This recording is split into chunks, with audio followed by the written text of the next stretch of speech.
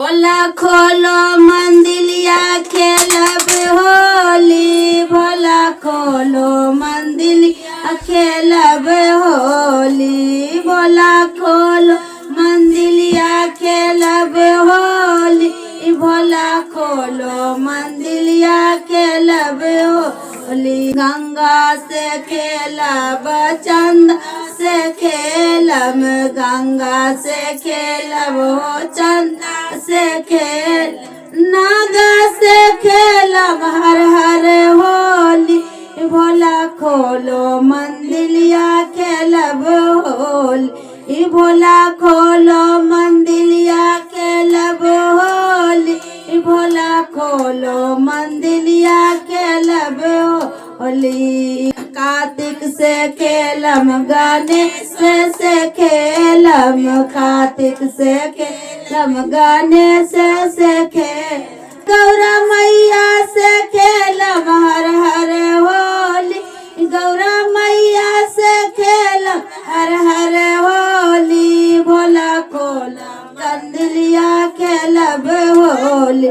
भोला खोलो मंदिलिया खेलब होली, भोला खोलो मंदिलिया खेलब होली। ब्रह्मा से खेलम हो विष्णु से खेलम, ब्रह्मा से खेलम हो विष्णु से खेल, नारद से खेलम हर हर होली, भोला खोलो मंदिलिया खेलब होली, भोला खोलो मंदिलिया खेलब होली। राधा से खेलम हो रुक्मिणी से खेलम, राधा से खेलम हो रुक्मिणी से,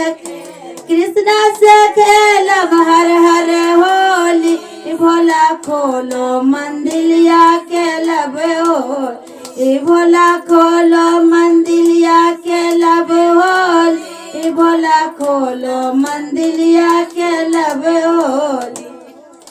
रामा से खेलम हो लक्ष्मण से खेलम, रामो से खेलम हो लक्ष्मण से खेल, मैया से खेलम हर हर होली, सीता मैया से खेलम हर हर होली, भोला खोलो मंदिलिया खेलब होली, भोला खोलो मंदिलिया खेलब होली, भोला खोलो मंदिलिया खेलब होली। हरंदर भैया से खेलम, नीलम दीदी से खेल, हरंदर भैया से खेलम हो नीलम दीदी से खेल, सिसिया बहनों से खेलम हर हर होली, भोला खोलो मंदिलिया खेलब होली, भोला खोलो मंदिलिया